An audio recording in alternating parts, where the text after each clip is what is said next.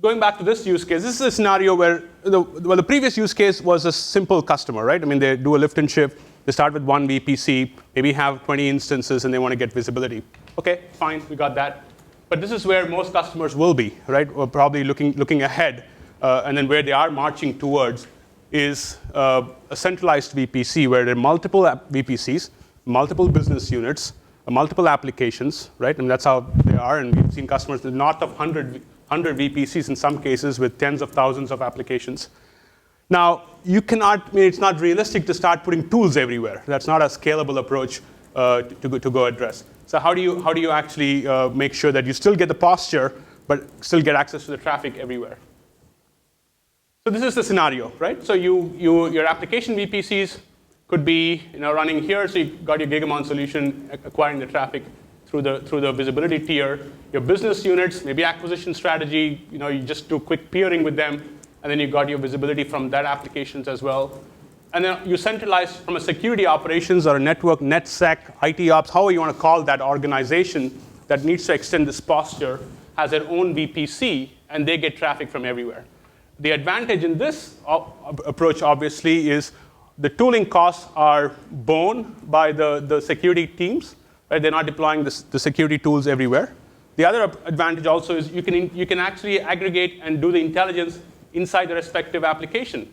So maybe a certain application is doing certain kind of traffic. So you filter that. Another application, you may want everything because it's a tier 1 application. So you get to decide, or the customer gets to decide, where to grab, what to grab from the respective VPCs, and then all analyzed centrally. So they have a single pane of glass for that. In this case, the fabric manager is a single control plane connecting to all the VPCs. So Basir showed a good example of multiple VPCs already being monitored. This is a case where you can have 50s or hundreds of these VPCs as well. But there may be a scenario where they say, well, for a tier 1 financial application, I don't have the tools in the cloud. Right? They may have invested in a heavy tool, or they want to have compliancy that has to be stored on-premise somewhere. So you can pick and choose. Maybe 99% of the VPCs are inspected in the cloud. Maybe there's one VPC where you still lift and shift, and you want to bring it back. Again, your choice. You can do this, or you can get a choice of actually bringing it back if needed. You can live in that world. So we'll show that in a little bit. The third use case, and I'm going to combine these two use cases from an expedient perspective. One, we talked about the transiting into that transit VPC architecture. Again, this is a case where customers are looking at transit VPCs with multiple Cisco routers, CSRs, multiple transit VPCs in some cases. But rather than putting agents in every application VPCs, they want to start off at a higher level. They want to start off from the transit VPC first, and then maybe slowly peel the onion to the respective application VPCs.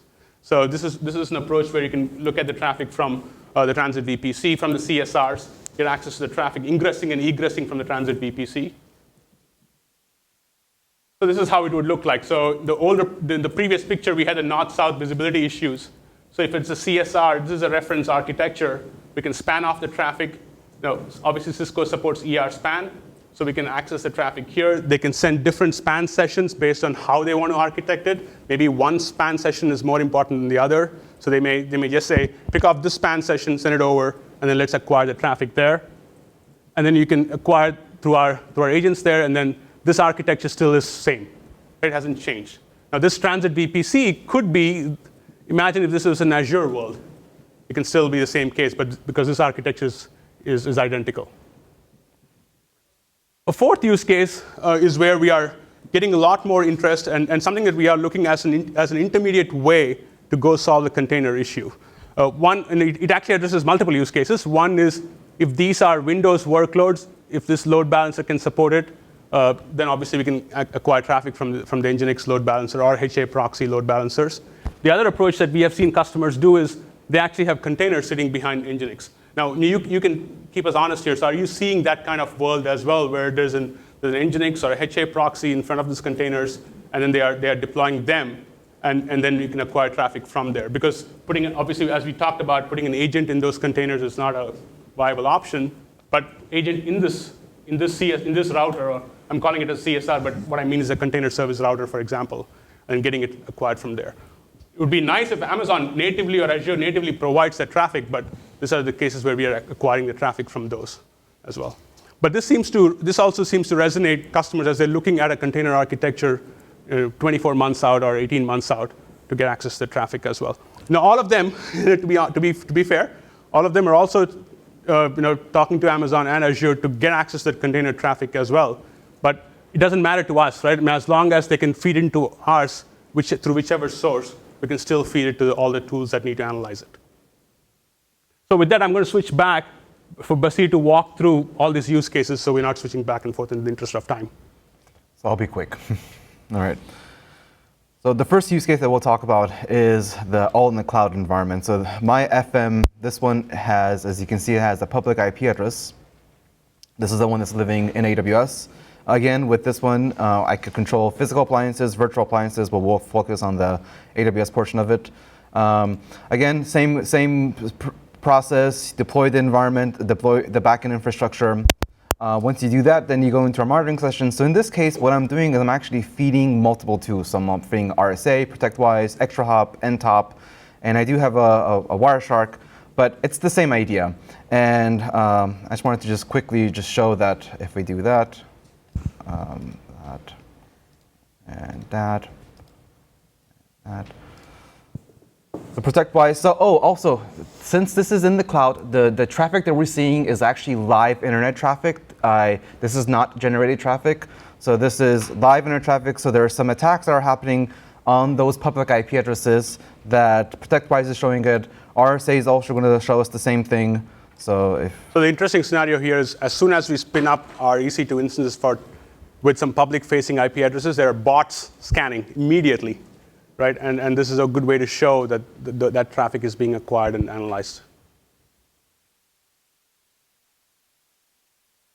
All right, so this is receiving its traffic. So again, the benefit of Gigamon here is you've got a single source being fed to 4 different tools at the same time. Yeah, and each one might get different parts of the traffic required. So you can selectively filter for different tools. So this is my my Wireshark in the cloud. So I'm going to go ahead and, just like how I did earlier, spin up more machines, start pinging them, and then just show. So if I do demo, right now I have, so I'm going to power on a couple more machines, start.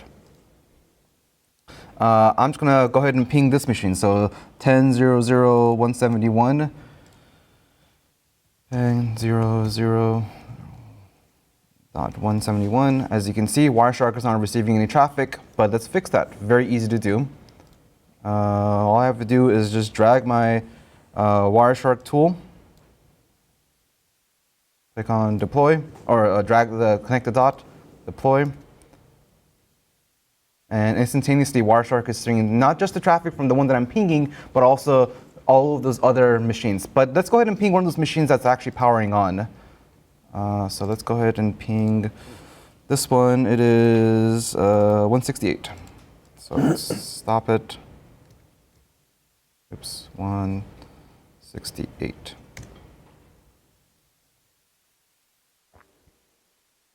Oh, there's a lot of traffic happening right now. So again, this is, the Wireshark is seeing all traffic. But if I wanted to pick and choose what tool gets which traffic, we could also do that. So in here, I have a multi-protocol filter that I've created. So first, action set number 0 is interested in ICMP packets.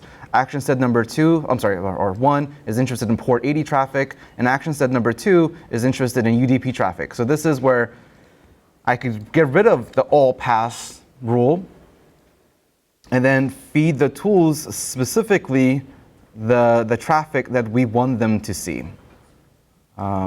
So that's, and again, this can happen through APIs. I'm showing it through manually, through GUI, but this can happen through APIs. This is the whole fine grain versus coarse. Okay, so that's the all in the cloud solution. I could quickly, okay, so for our CSR solution, one of the things I wanted to do is, it's a very simple architect. So app 1, app 2, in order for them to talk to each other, we're forcing them to go through a CSR. That's the route that the traffic has to travel through.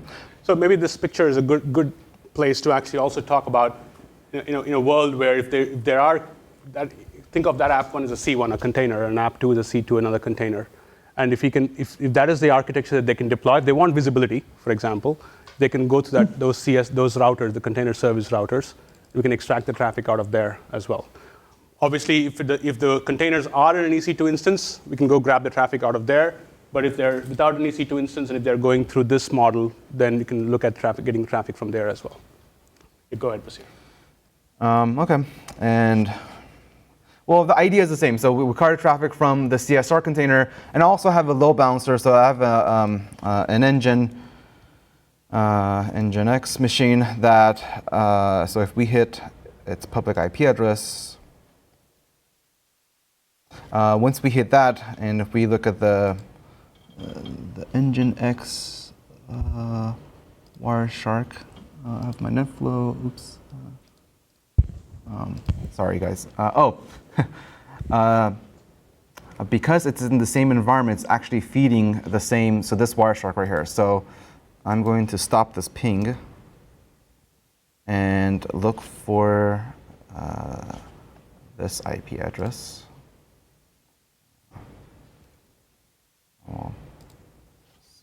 Oh, there's a lot happening. Actually, I'm going to slower the rate of traffic that's hitting that machine because it's just too much. So let's go ahead and edit. So this Wireshark, we're going to sample the traffic hitting it. The 1 out of every 10 packets.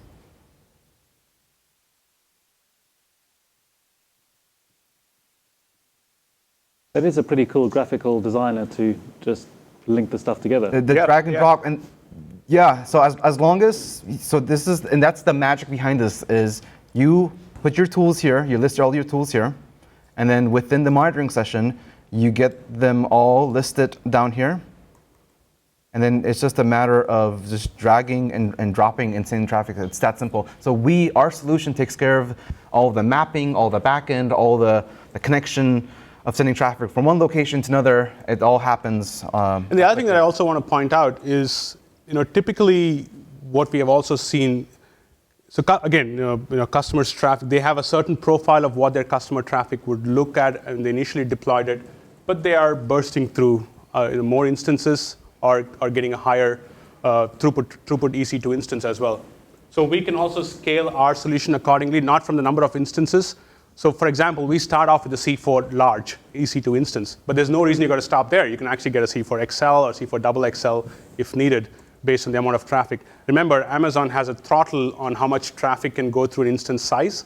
So between a C4 large is about 500 megabits per second, and C4 XL is about 750. So depending on your traffic profiles, you may want to think about, the customers will have to think about what kind of traffic, how much do I aggregate before sending it to the tools.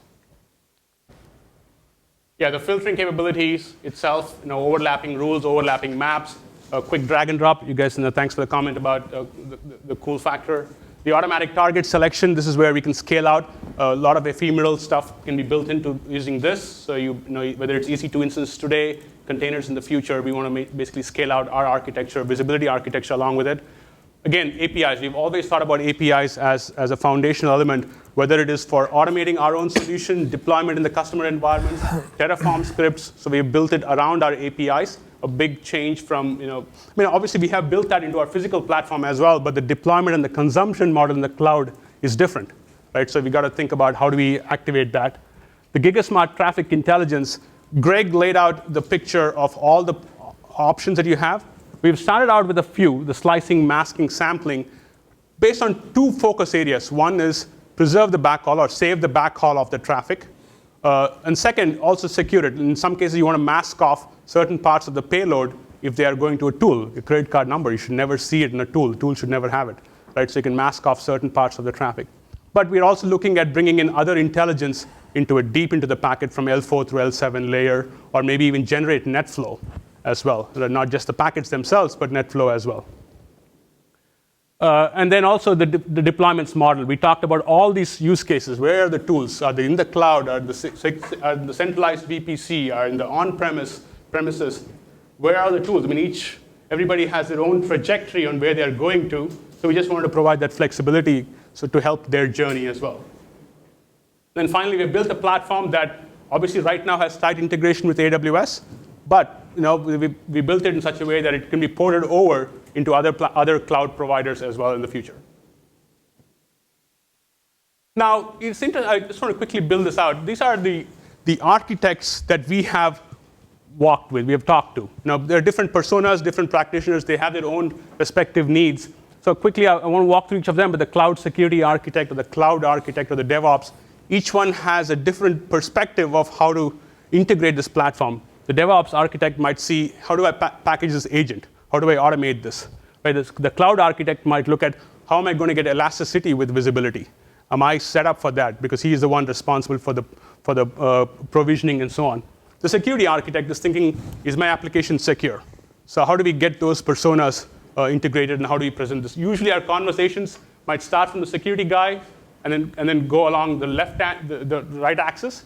Or in some cases, the conversations start with all three in the room simultaneously, and each one has a specific need from this. So how can I try it? I mean, test drive is available. Go to gigamon.com/AWS. There's a link there. Obviously, download from the marketplace or instantiate from the marketplace. Basir showed that. And then if you want to deploy it in your own VPCs, we can, with a quick link, with a quick automation, we can do that as well. So that architecture that we talked about, the picture that we had in the first slide, the tee-up slide of the platform itself. So now integrating with the compute and the networking, the Gigamon platform can do manage, secure, and understand. I want to tie it back into what we started off as a problem statement, and then how the solution enables those three problems as well.